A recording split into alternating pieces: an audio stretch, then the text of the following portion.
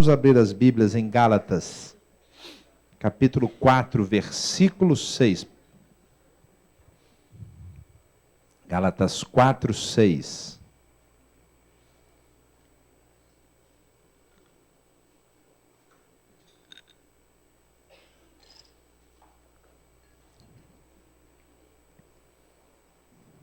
Obrigado, Rafa. Eu estou pregando uma série de mensagens intitulada, a série Restaurando as Colunas Antigas. Semana passada eu falei sobre a justificação, a maneira forense, didática, de entender a salvação. E hoje eu quero falar sobre a adoção. Adoção é um conceito bíblico, é uma doutrina sólida.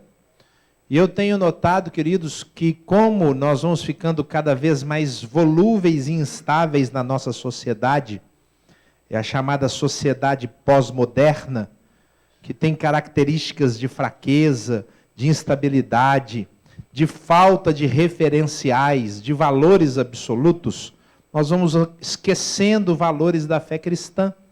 E o Senhor me incomodou para trazer para a igreja rememorar estes valores. Eu comecei com o novo nascimento. Passei pelo arrependimento e fé. Falei sobre a justificação. Hoje eu quero falar sobre a adoção. Lá em Gálatas 4.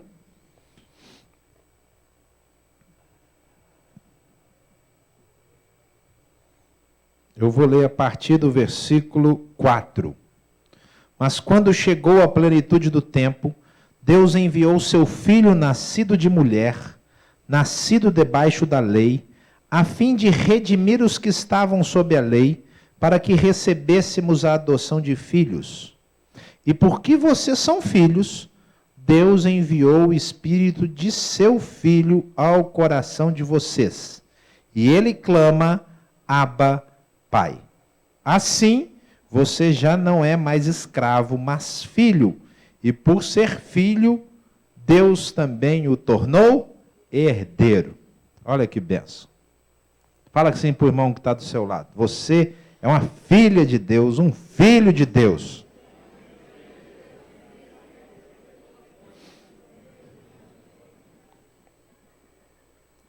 Adoção, queridos, é o modo, a metáfora que os escritores bíblicos, os evangelistas, e inclusive Jesus escolheram para que nós entendêssemos mais um aspecto da salvação. Como eu disse no início dessa série, a nossa fé é racional, ela tem que ser compreendida, entendida. Eu sou cristão por escolha. Eu sou um estudioso, eu estudei todas as religiões majoritárias. Não existe lógica como existe no cristianismo. E o cristianismo tem uma série de formas de ser compreendido. E quando nós vamos aprendendo isso nestas colunas doutrinárias, nós ficamos cada vez mais fortalecidos. E aí nada abala a nossa fé. E o Senhor escolheu duas formas forenses, quer dizer, duas metáforas que são entendidas a partir da linguagem do tribunal. A primeira é a justificação, é a forma de entender a salvação do ponto de vista criminal. Nós estamos separados de Deus, condenados, mas o Senhor vem e nos justifica através de Cristo Jesus. A adoção é a outra forma forense, só que agora a vara é a vara familiar.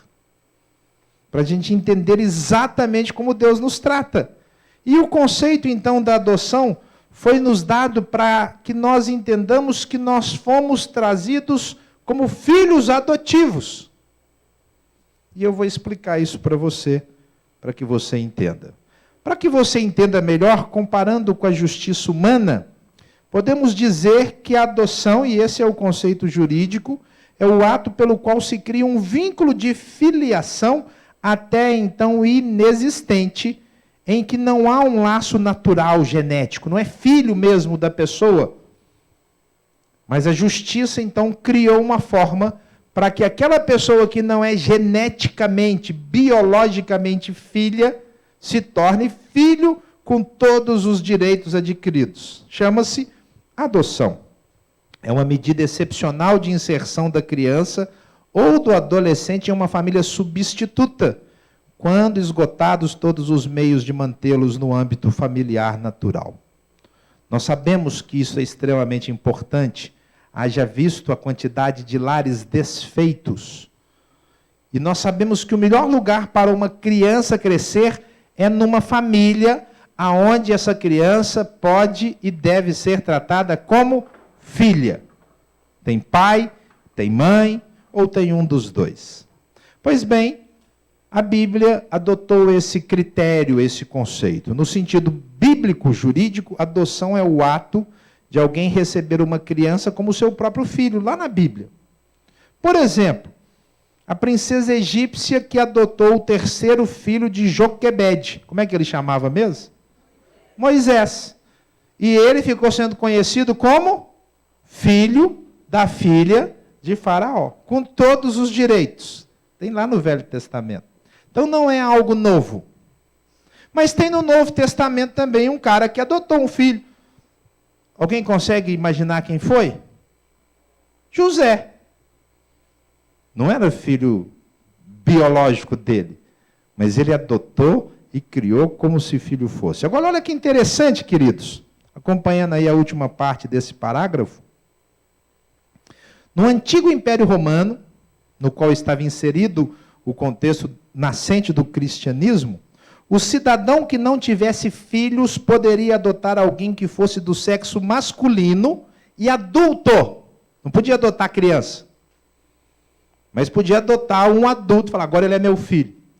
E quando essa pessoa era adotada, de acordo com a lei, ela se tornava nova criatura. O contexto no qual o Novo Testamento foi escrito foi num contexto cultural, histórico. Então, quando nós lemos na palavra, e eu falei sobre isso quando eu falei sobre nascer de novo, você se torna uma nova criatura, é porque já havia esse conceito naquela cultura. Quando aquela pessoa entrava numa família para ser filha, ela era uma nova criatura. E nós sabemos que nós, quando conhecemos a Cristo Jesus, nos tornamos novas criaturas. A adoção é a forma de entender a salvação a partir do referencial familiar. Então eu quero passar para você algumas verdades sobre a adoção. Essa doutrina maravilhosa. Essa palavra aparece 3 vezes na Bíblia. Nós vamos ler estes textos a partir de agora, mas é importante que você entenda, porque vai mudar a sua forma de viver o cristianismo. Se você entender e você se apossar disso. Vamos lá, primeira verdade. O projeto inicial de Deus sempre objetivou ter filhos. Deus sempre quis uma família. Abra sua Bíblia em Efésios capítulo 1, versículos 5 e 6. Eu vou esperar você abrir. Eu projeto para aqueles que não têm Bíblia. Para quem tem, você abra na sua Bíblia sempre, para você saber onde está e não confiar aqui na minha muleta que eu te empresto durante o culto. Efésios capítulo 1, versículos 5 e 6.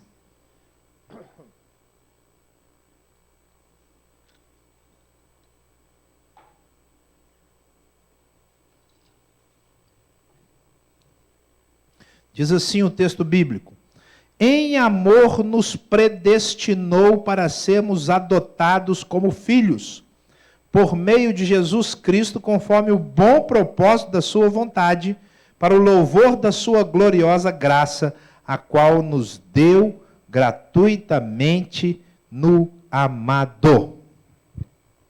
Queridos, o que esse texto está dizendo é que o plano de Deus não era ter uma linhagem genética, porque linhagem genética ele já tem. Todo ser humano na face da terra, todo ser humano é imagem e semelhança de Deus. Qualquer um que você encontrar no trabalho, na escola, crente, não crente, ateu, foi criado a imagem e semelhança de Deus. Por isso que a vida é misteriosa, porque ela deriva do Pai. Então, ter filhos geneticamente, fala assim, mas o gene não é meu, é seu porque o Senhor criou o seu DNA. Porque se o Senhor não criasse o seu DNA, ele teria que ser gerado espontaneamente pelo acaso. E eu não preciso falar da Bíblia. Os cientistas da estatística já chegaram à conclusão cientificamente que o surgimento da vida é impossível, a não ser que ele seja planejado. Porque o DNA não é algo que ocorre aleatoriamente, porque ele é muito inteligente. O que você carrega em cada célula sua, no núcleo dela, é uma enciclopédia.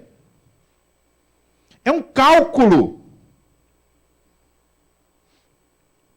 Quando foi criada a comissão para entender, descobrir, ela foi criada para decifrar o negócio chamado assim, código genético. Você já decifrou algum código? Código é coisa complicada. Você acha que uma planta ia fazer um código? Um cachorro? Você chega lá assim, né, a nossa veterinária aqui, e vai dar comida para o cachorro, aí tem lá um papel cheio de pata, fala assim, para dar comida para mim tem que seguir esse código. O código tem que ser feito por uma mente extremamente capaz, normalmente mais capaz do que aquela que tem que decifrá-lo. O Senhor fez o seu DNA. Então ele já tem uma linhagem genética. Todo ser humano é criado. Outra coisa que não fazia parte do plano de Deus é criar uma igreja institucional, hierárquica, formal. Irmãos, talvez você fique frustrado com essa notícia. O Senhor não quis nunca criar uma religião. Não quis. Sabe esse negócio de religião, com data e hora para buscar o Senhor, roupa certa, jeito de falar. Você fala assim, que legal, tudo bem, beleza? Aí você vai falar com Deus, Senhor, eu agora tenho que mudar a voz. A turma mais antiga de faculdade teológica, de seminário, aprendia, posso que o pastor aprendeu, a impostar a voz. Você tinha essa lá na sua aula de homilética? Tinha que impostar a voz para falar na frente com as ovelhas. Porque religião você ensina formalmente. E, queridos, não era ideia do Senhor, porque religião na época de Jesus havia aos montes. O Senhor não queria uma religião. Sabe o que o Senhor sempre quis? O Senhor sempre quis uma família. Ele quis uma família. Por isso que o texto diz assim, em amor nos predestinou para sermos filhos, adotados, entrarmos na família. Predestinar aí não quer dizer que ele escolheu a Teresa e não escolheu a Leda. Não, predestinar é que ele destinou antes o nosso objetivo. Quem vier a ele tem que vir para fazer parte de uma família. Quem vier a ele tem que vir para ser filho, para ter irmão, para nunca querer separar. Esse é o objetivo, predestinar aí é que antes que a família houvesse, ele já destinou o que a família tinha que ser. Lá em Romanos capítulo 8, ele fala assim, nos predestinou para sermos conforme a imagem do seu filho. Não é que ele escolheu a mim e não escolheu a Ademir. Não, ele predestinou nós dois e cada um de vocês para sermos como Jesus, é o nosso objetivo. O predestinar não é escolher um e não escolher o outro. É definir antes o nosso objetivo e nós fomos chamados para sermos uma família. De forma que todo ser humano que nasce na face da terra é filho de Deus, porque foi criado por Ele. Mas nem todo ser humano é filho de Deus, porque ainda não foi adotado. É possível alguém ser filho biológico e não ter relacionamento? É possível? Vou te contar o meu caso. Quarta-feira eu estava lá em casa assistindo o jogo do Cruzeiro. Estava vendo o Cruzeiro atropelar o Vasco. Se tiver algum vascaíno aí, me desculpe, né? Aí eu estava lá vendo e chegou um WhatsApp para mim assim. Meu celular, quando o WhatsApp entra, ele brilha. Aí era do meu irmão, Anselmo BH. Aí eu falei, imagina, meu irmão mandar um WhatsApp para mim na hora do jogo do Cruzeiro? Deve ter morrido alguém. E de fato tinha morrido. Estava escrito assim no WhatsApp. Samuel, eu acabei de receber da nossa irmã Juliana de Arcos a informação que o nosso pai morreu. Ponto. Ele morreu no dia 28 de abril. Ponto. E eles só avisaram hoje, era dia 2. Ponto. Abraço. Falei, como assim? Que notícia é essa? Né? Coisa esquisita. Aí eu mandei um WhatsApp. Como assim, Anselmo? Tá faltando informação nesse negócio. Nosso pai morreu? Eu falei, morreu, uai. Morreu dia 28, sábado. Eu falei, e nossa irmã? Que irmã é essa? Quantos irmãos nós temos? Aí ele falou assim, nós temos 4 irmãos, 3 irmãs e um irmão. Aí eu falei assim, nossa, que família grande. Eu nem sabia que a minha família era tão grande. Né? Aí eu fui contar para a Tereza. Tereza estava lá no escritório. Eu falei, Tê, acabei de receber um WhatsApp aqui que meu pai morreu. Aí a Tereza olhou para mim e falou assim, uai, meus sentimentos. Foi isso que você falou? Meus sentimentos. Aí eu falei, como assim meus sentimentos? Sabe por quê, irmãos? O meu pai me criou, ele me formou, Deus usou o gene dele para formar o meu código genético. Mas quando eu tinha 6 anos, ele não quis mais saber da minha família. Ele abandonou não só a minha mãe, mas os 3 filhos. Constituiu outra família e preferiu viver com essa. Aí eu mostrei a foto, né? Eu peguei o WhatsApp da minha irmã, que é a minha irmã caçula. Peguei lá e falei, tem aqui a foto do meu pai. Falou, esse é seu pai? Eu falei, é meu pai, porque ela não conhece meu pai. Nós mandamos convite do casamento. O ser humano que não foi adotado é filho de Deus. Mas ele precisa passar pela adoção para se tornar relacionalmente filho. O meu pai de verdade morreu 2 vezes. O meu pai de verdade morreu em 92, quando o pai da Tereza morreu, porque o pai da Tereza me adotou como filho. Me tratava como filho. Eu vou falar uma coisa aqui que eu acho. Ele me tratava e conversava comigo mais do que conversava com os filhos dele. Em 92 ele morreu. E em 97 morreu meu segundo pai, que era minha mãe. Em 97 eu sepultei meu pai e minha mãe, porque ela me tratou como pai e mãe. Eu não sei se na escola os meninos pequenos fazem isso, mas na época a gente fazia caderno para o dia dos pais e caderno para o dia das mães. Eu também fazia, só que eu não tinha pai, eu dava para minha mãe. Porque a professora tinha o cuidado de fazer com que eu fizesse o caderno. Só que eu dava para minha mãe. Então, em 97, morreu meu pai. O Venceslau, esse é o nome do meu pai, que morreu dia 28, ele me formou. Mas ele não tinha relacionamento comigo. É isso que acontece. O Senhor não projetou o ser humano para ser só criado. O Senhor projetou o ser humano para ser filho. E essa salvação, do ponto de vista da família, chama-se adoção. De forma que, se nós cristãos quiséssemos pregar a salvação usando essa linguagem, eu podia perguntar, você quer ser adotado por Deus? Porque Deus quer adotar você. Então, a primeira verdade é que o projeto inicial de Deus, Deus sempre quis ter uma família.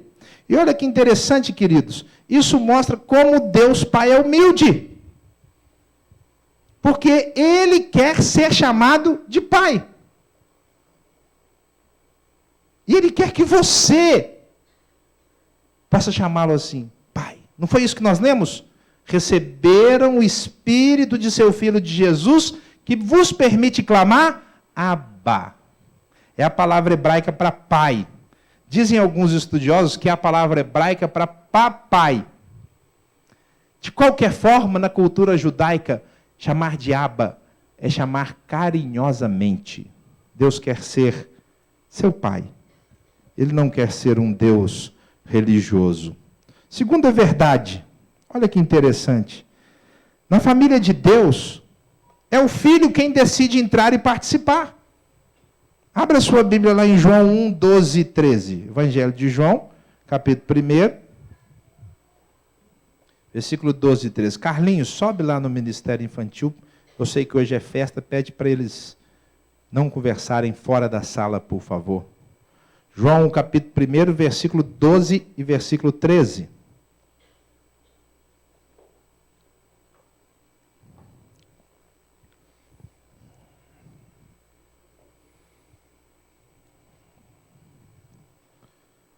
Diz assim o texto: contudo, aos que o receberam, aos que creram em seu nome, deu-lhes o direito de se tornarem filhos de Deus, os quais não nasceram por descendência natural, nem pela vontade da carne, nem pela vontade de algum homem, mas nasceram de Deus.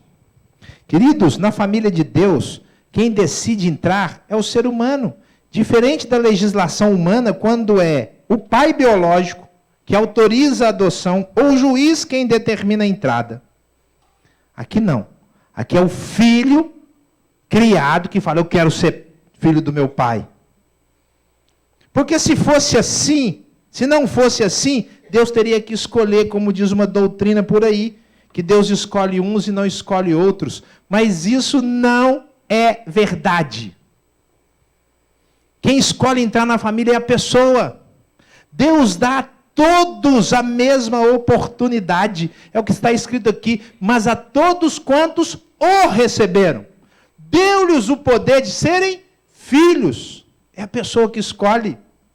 De forma que quando alguém é criado por Deus, mas não quer ter relação, Deus respeita essa pessoa, mas não pode chamá-lo de filho. Porque essa pessoa não chama Deus de pai. Mas quando alguém como você e eu, nós entramos na família por nossa própria decisão, por nossa própria escolha, e nós chamamos isso de fé, nós passamos então a ter um relacionamento com Deus como pai. É o seu pai que te acompanha, que te sustenta, que fala com você a cada dia. Além disso, para fazer parte da família, basta amá-lo e tratá-lo como pai. Olha, irmãos, eu sou pastor de igreja instituída. Sei que a igreja é uma determinação do Senhor Jesus. Foi Ele que a instituiu. Mas se alguém quiser ser filho de Deus, basta amá-lo e tratá-lo como pai. Ah, não tem que entrar na igreja? Não tem. Deus é acessível a qualquer pessoa, em qualquer lugar da face da terra, tenha lá uma igreja ou não. Basta a pessoa entender que o Criador também é pai. E aí, o conceito de pai vai diferir de um para outro. Eu tinha dificuldades de entender o que era um pai. Eu pedi a Deus sabedoria para entender o que é um pai, porque um dia eu seria um pai. Uma das melhores coisas que Deus fez na minha vida foi encontrar a Tereza. Não porque ela é minha esposa linda, maravilhosa, que inclusive está lindíssima hoje. Esse vestido ficou perfeito. A família dela era um exemplo. O relacionamento do pai e da mãe dela era um exemplo de casamento. O relacionamento deles com os filhos era um exemplo que eu não tinha. O senhor sabia que eu ia um dia ocupar uma tribuna, usar um microfone, e eu precisava ver o que eu sabia só de ouvir. E eu comecei a aprender, eu aprendi a conversar em família na casa dela. Porque eu não sabia. Então, às vezes, difere de um para o outro o conceito de pai. Mas Deus é o mesmo e você vai crescer no seu relacionamento quanto mais você amar e tratar o Senhor como pai. Mas eu quero caminhar para o encerramento dessa mensagem. E trazer para você 4 consequências diretas da doutrina da adoção. Abra lá em Gálatas 4:6, o primeiro texto que nós lemos. 4 consequências diretas. Nós já sabemos que a adoção é a forma forense na vara da família de entender a salvação. Sabemos que Deus sempre quis ter uma família. A impressão que me dá é que Deus é meio carente. Eu quero ter filhos. Sabe aquela mulher que não pode engravidar e sempre quer ter filho, ter filho? Essa é a impressão que eu tenho. O Senhor quer ter filhos. E Ele cria, então, a condição para que os criados por Ele se tornem filhos. Porque Ele não força ninguém, porque amor não pode ser forçado. Amor tem que ser espontâneo e voluntário, mesmo dentro de casa. Então Ele deixa a pessoa escolher. É como se Ele ficasse, escolhe aqui, escolhe aqui. Estou aqui, E quando alguém escolhe, olha as consequências. Primeira consequência, Gálatas 4, 6. E porque vocês são filhos de Deus, Deus enviou o Espírito de seu Filho ao coração de vocês, e Ele clama, Abba, Pai. Desfrutamos de intimidade com o Pai. Você pode falar isso comigo? Desfrutamos de intimidade com o Pai. Quem aqui hoje trabalha e no seu trabalho tem chefe? Levanta a mão. Tem chefe. Chefe. Você tem intimidade com o seu chefe? De chegar lá e dar um tapa nas costas dele? Tem lugar que não dá, né? Tem alguns que têm essa possibilidade, mas tem gente que não dá. A igreja é o lugar onde a gente pode ter intimidade com o Pai. Só que muitas vezes a igreja se tornou tão religiosa que a intimidade não acontece, porque ela ficou formalizada. Como que se para falar com Deus a gente tivesse que mandar um memorando. Ao Espírito Santo. Assunto. Audiência com o Pai. Caro Espírito Santo, solicito que o Senhor entre em contato com o Pai Celestial e marque um agendamento, por favor, às 20h30. Queridos, isso não é intimidade. Nós temos intimidade, isso quer dizer algumas coisas. Primeiro, temos acesso imediato e contínuo ao Pai. Sempre. Acesso contínuo sempre. Agora, no culto, você tem. Se você sair daqui e for comer uma pizza, e me convidar, se eu convidar o pastor para comer uma pizza, eu vou orar antes da pizza. Vai, Senhor, abençoa a pizza dos irmãos. O Senhor vai com você para a pizzaria. Se você cair em pecado, o seu pai fica triste, mas ele vai falar, você caiu em pecado, fala, Senhor, eu caí em pecado. Acesso.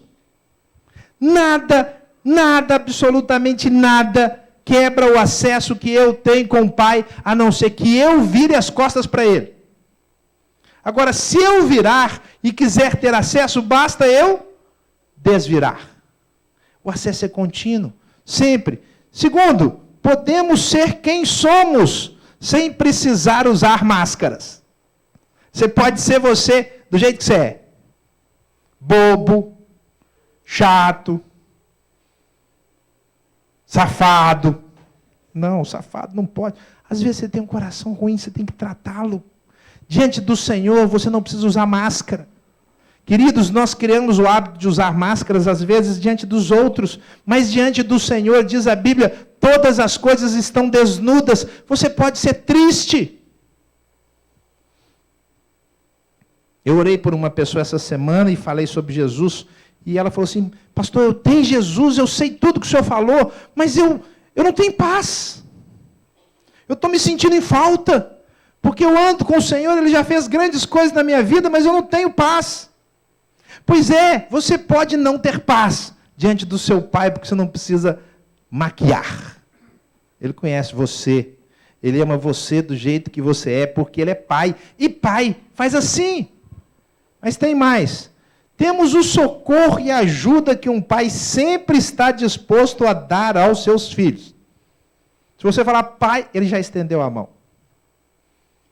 As parábolas de Jesus são assim, irmãos. O filho saiu, fez o que fez, aprontou, safado, sem vergonha, voltou. O pai nem esperou o menino pedir perdão. A ovelha saiu, perdeu, sumiu. O pai largou 99 e foi atrás dela. Socorro sempre. Que bobagem é essa, sua e minha, de andarmos com medo, porque nós temos o socorro do Pai que nos protege. Sabe quem te protege? O Pai celestial, que manda em todas as coisas, que diz a chuva cai, que diz a chuva para, que fala para o vento soprar. Nada, absolutamente nada vai acontecer a você, se você for filho do Pai Celeste, sem que o Pai Celeste não saiba. E se ele souber e deixar, é para o seu bem, nós vamos ver daqui a pouco. Mas olha que interessante isso aqui. Nós temos com o Pai o mesmo relacionamento que o Pai tem com o Espírito. Ele não nos negou nem isso. Porque o texto de Gálatas 4 diz assim: e porque vocês são filhos, Deus enviou o Espírito ao coração de vocês. E quem é que clama? Olha aí na sua Bíblia, quem que clama? É você que clama, Abba? É o Espírito. Você pode ter com o Pai o mesmo relacionamento que o Espírito tem com Ele. Queridos, por isso que Deus é humilde. Sabe por que Ele é humilde? Porque você peca. Ele olha para você e fala: eu te amo, meu filho. Eu te quero. Olha para mim. Se você olhar para mim, eu já estou olhando para você. Para você ter o mesmo relacionamento que o Espírito tem. E muitas vezes eu e você estamos tendo um relacionamento superficial, de casca, de distância. Não. Mergulha nesse oceano chamado intimidade, porque esse é o objetivo de existência da igreja. É mostrar que Deus é Pai e está à disposição. Nunca estamos sozinhos. Nunca. Seu Pai sempre, sempre vai estar com você. Quando você pecar, o seu Pai vai estar lá. Às vezes chorando, mas Ele estará lá. Sabe por quê? Intimidade. Intimidade. Pai não perde, não tira os olhos dos filhos. Eu vejo aí os pais que os filhos vão embora, muda de cidade. Aí o pai e a mãe ficam: meu filho, meu filho, meu filho. Aconteceu lá em casa. Não deixa de ser filho porque está longe. Sempre estão sozinhos. Sempre estão conosco. Outra consequência. Temos um Pai corajoso e amoroso que nos ama a ponto de nos disciplinar. Você pode ler comigo? É grande a frase. Temos um Pai corajoso e amoroso que nos ama a ponto de nos disciplinar. Hebreus 12, 5 e 6. Hebreus 12, versículos 5 e 6.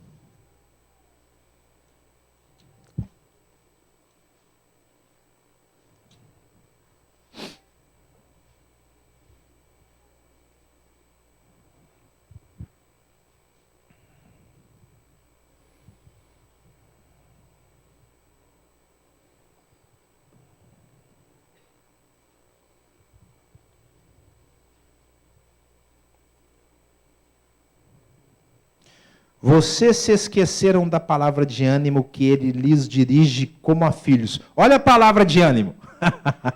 Às vezes eu acho que a Bíblia tem um humor ácido. Olha a palavra de ânimo.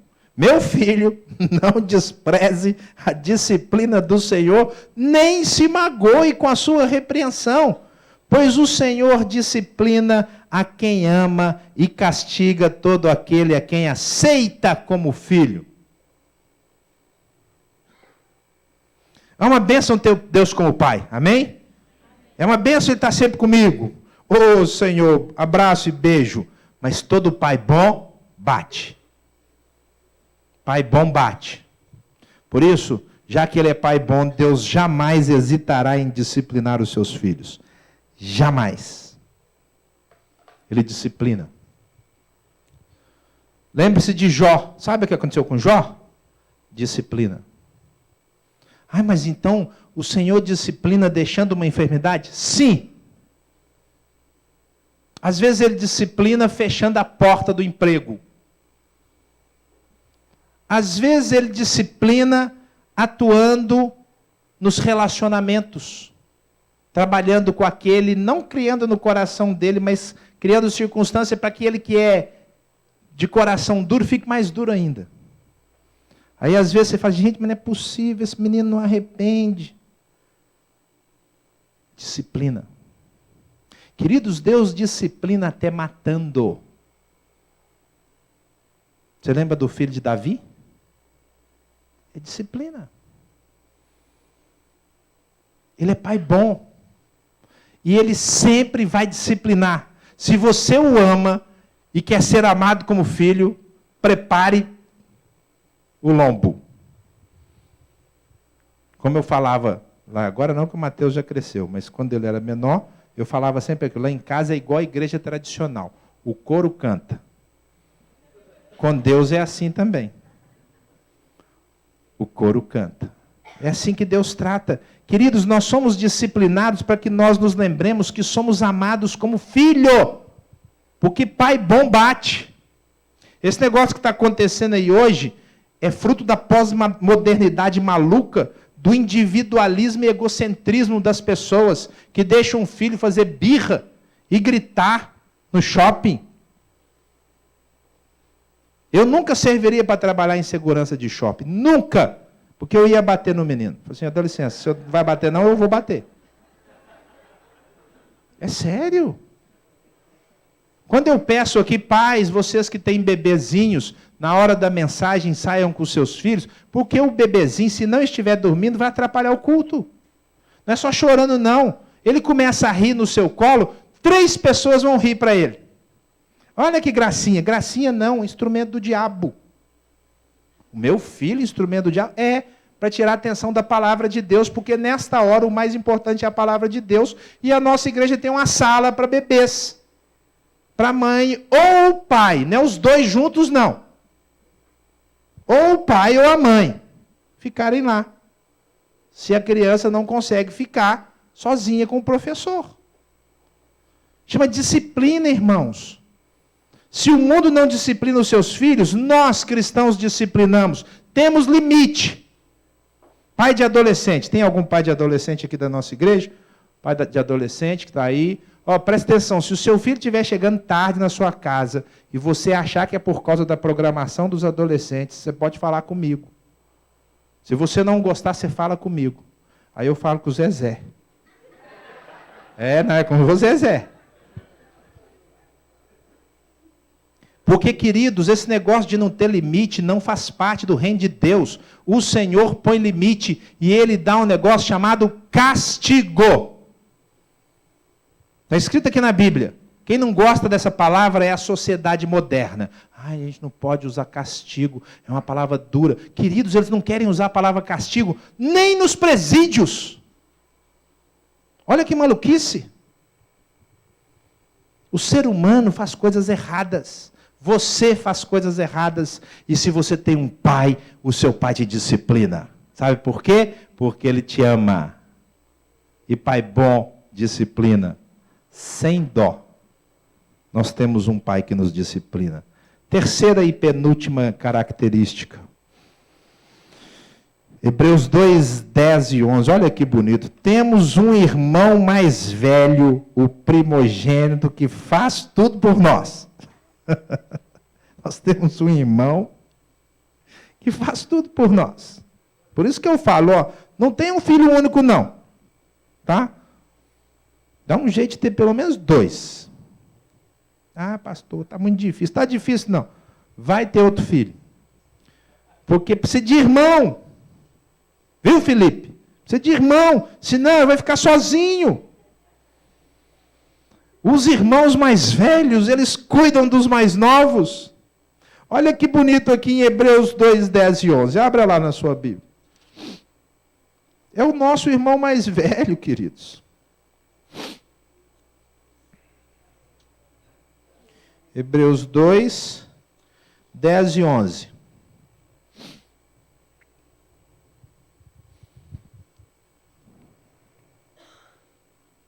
Ao levar muitos filhos à glória, convinha que Deus, por causa de quem e por meio de quem tudo existe, tornasse perfeito mediante o sofrimento o autor da salvação deles.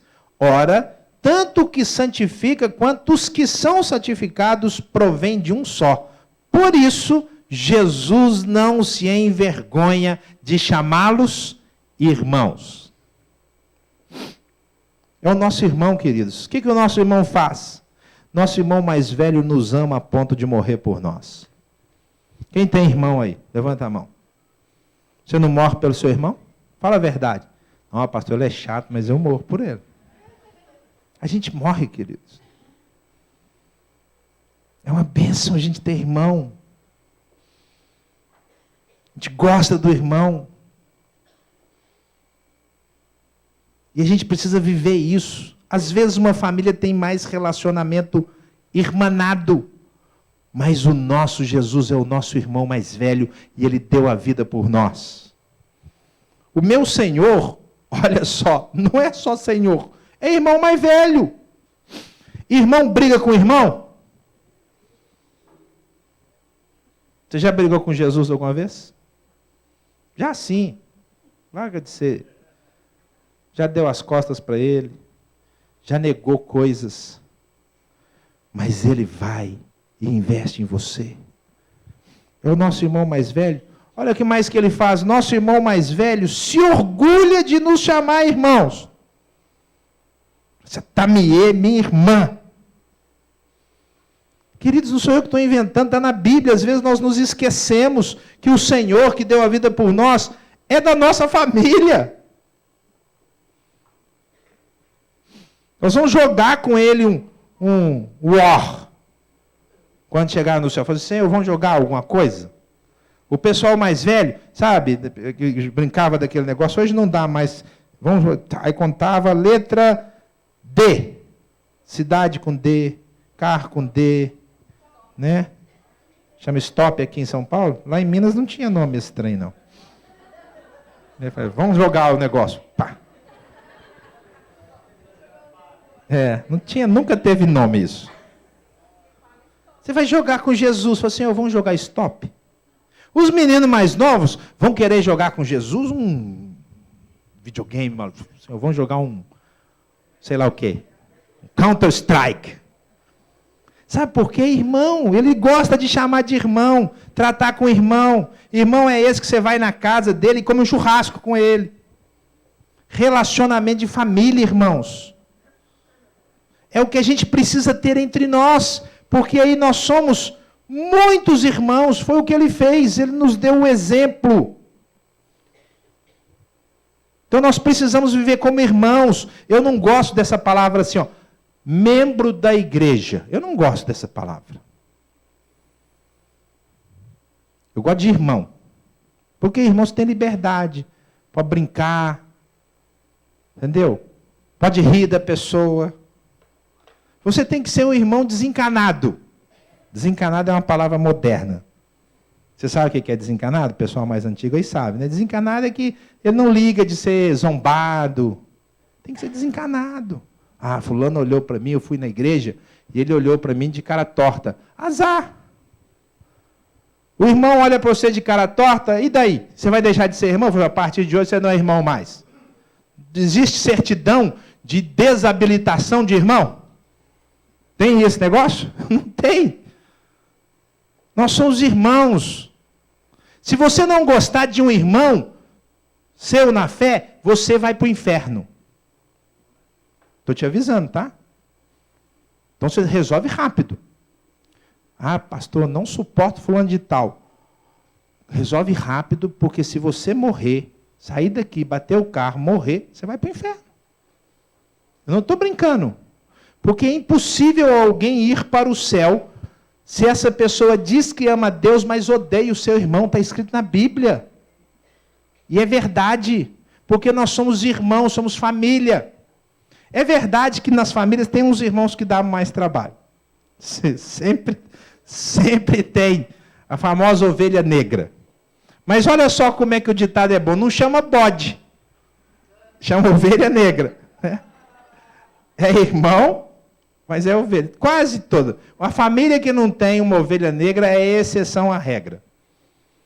Se tiver dois, metade está com problema. Mas são irmãos, queridos, o Senhor nos deu exemplo. E olha que maravilha, nós nunca estamos sozinhos. Você nunca está sozinho, porque seu pai está com você e o seu irmão está com você. Ele não é só o seu Senhor, é o seu irmão. O dia que você precisar de um conselho, de amigo, você não precisa ir falar com ele, ó Senhor, e falar assim, ô Jesus, é o seguinte, eu sei o que eu faço. Como um irmão fala com o outro. Sempre. Por isso que nós, os cristãos, nunca precisamos nos sentir solitários. O Pai não nos deixa e o nosso irmão mais velho não nos deixa. Mas eu quero terminar. Em último lugar, a última consequência maravilhosa é que nós temos direito à herança plena do Pai. Romanos 8,17. É o último lugar que aparece a palavra adoção. É no texto de Romanos. Aparece em Efésios, em Gálatas e em Romanos. Os demais textos que eu li aparece a palavra filhos. Mas aqui aparece a palavra adoção. Eu vou ler a partir do 15. Romanos 8, 15 a 17.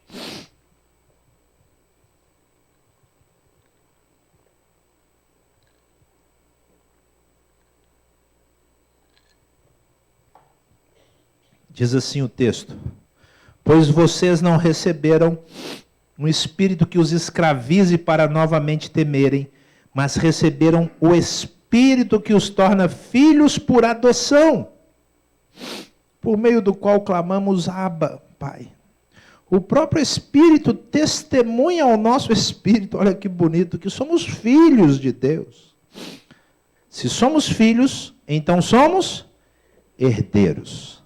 Herdeiros de Deus e co-herdeiros com nosso irmão mais velho, Cristo. Se de fato participamos dos seus sofrimentos, para que também participemos da sua glória. Queridos, como herdeiros, os bens do Pai já estão à nossa disposição.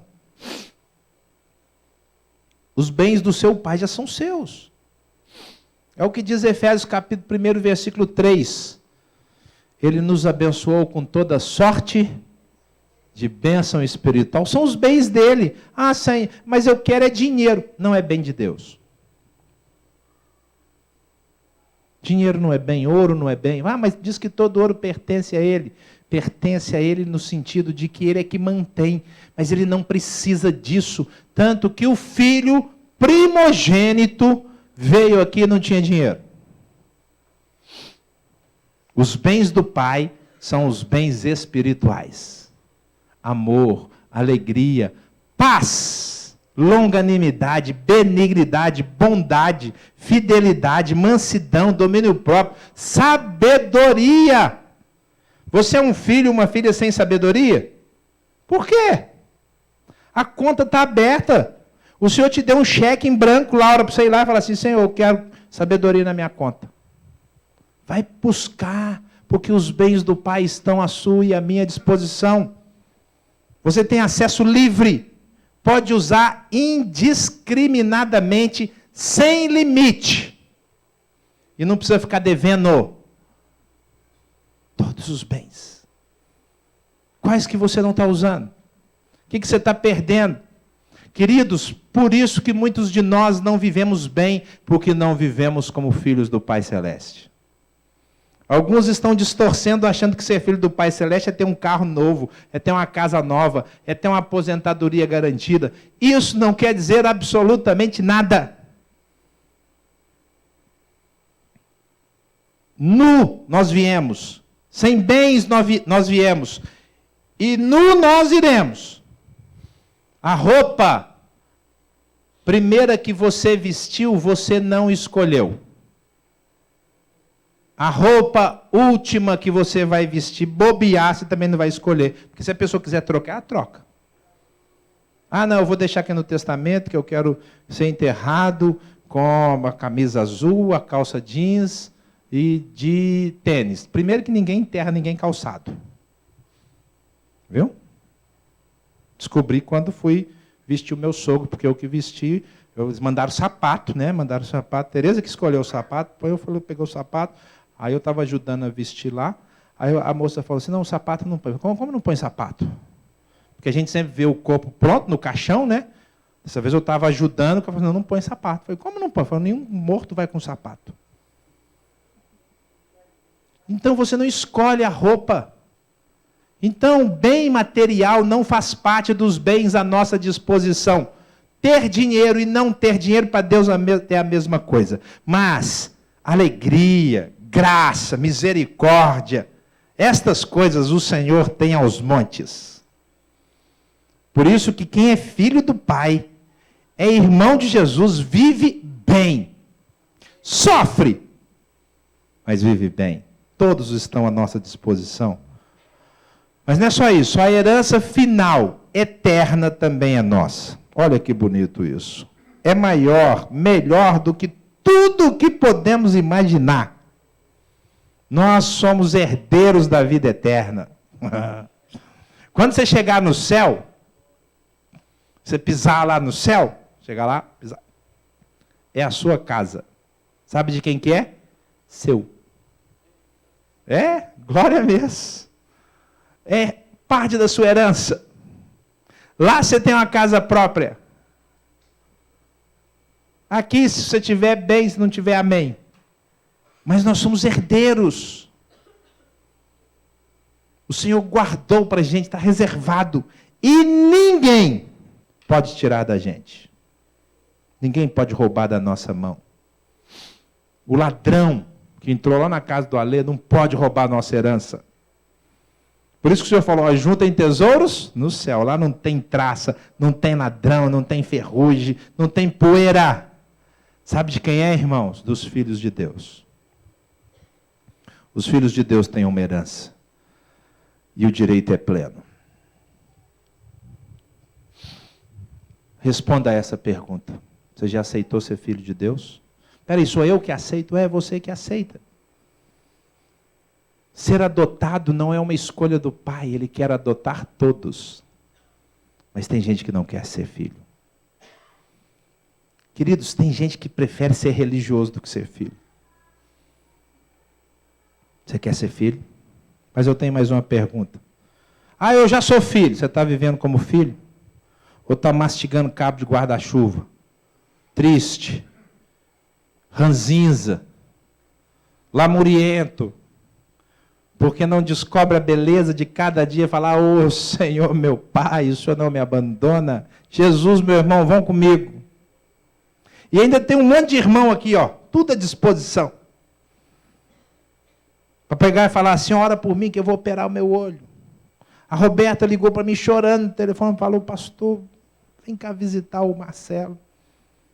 Eu nem sabia do que estava acontecendo. Nós somos uma família. Você está vivendo como filho? Sabe, queridos, parece que é mais fácil ser religioso. Senta no banco e vai embora. Senta no banco e vai embora. Senta no banco e vai embora. Mas não é melhor. Melhor é ser família. Se envolver.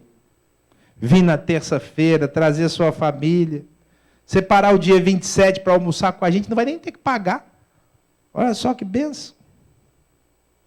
Você viver como uma família. Você está vivendo como filho? Última pergunta. Está preparado para encontrar o seu pai? Hoje eu falei numa igreja pela manhã sobre família também. Eu amo falar. Os assuntos que eu mais gosto de falar na minha vida é sobre família. Casamento. Adoro fazer casamento. Então eles me chamam bastante para falar sobre família. E eu perguntei assim, você está preparado para receber a notícia hoje que você está com uma doença terminal, você tem apenas 1 semana de vida? E vários ali foram honestos o suficiente para falar, não, eu não estou preparado. Eu não estou preparado para encontrar a morte. Sabe por quê, queridos? Porque muitos de nós não vivem como filhos. Porque quem vive como filho está prontinho para encontrar o pai assim que ele chamar. Perguntaram, eu acho que foi para Moody, não sei, não lembro a pessoa, mas perguntaram assim, olha, se você soubesse que Jesus vai voltar hoje à noite, o que você mudaria na sua vida? durante esse dia? E ele falou, nada. Nada. Eu vivo todo dia preparado para a volta do meu irmão. Todo dia. Você já aceitou ser filho de Deus? Você está vivendo como filho? Você está preparado para encontrar o seu pai? Feche seus olhos, vamos orar. Eu quero perguntar a você, a sua alma, ao seu coração agora. Se você está aqui e ainda não entregou a sua vida, você não aceitou ser filho de Deus, você não quis ainda ser adotado e ter Deus como seu pai, para viver uma relação de amor intensa. Ou se a gente for usar a linguagem normal do Evangelho, se você ainda não recebeu a salvação, eu quero convidar você a fazer isso agora. A entregar a sua vida, a se converter. Sair da sua vida de pecado, se arrepender. E começar uma nova história com Jesus. Se você está aqui, ouviu essa palavra e entendeu o que é para você e você quer mudar a sua história, eu quero orar por você. Fique em pé no seu lugar. E eu vou orar por você, se for o seu desejo.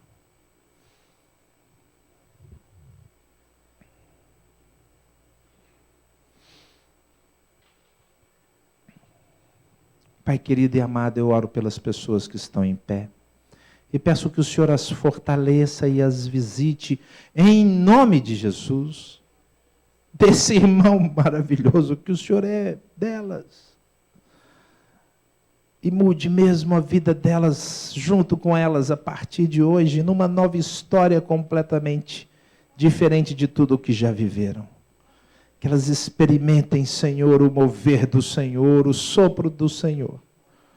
E vivam como filhos alegres, bagunceiros no reino do Pai, que experimentam a alegria e a paz.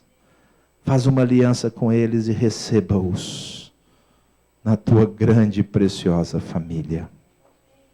E a todos nós que muitas vezes somos filhos, mas não vivemos, Senhor. Preferimos viver como membros de um corpo eclesiástico, mas o Senhor nos chamou para sermos filhos, com todo o conceito que essa palavra envolve. Que cada um aqui que ouviu essa palavra saia daqui desafiado para uma nova vida com o Senhor, como um verdadeiro, uma verdadeira filha de Deus, filho de Deus. É a minha oração. No nome de Jesus. Amém.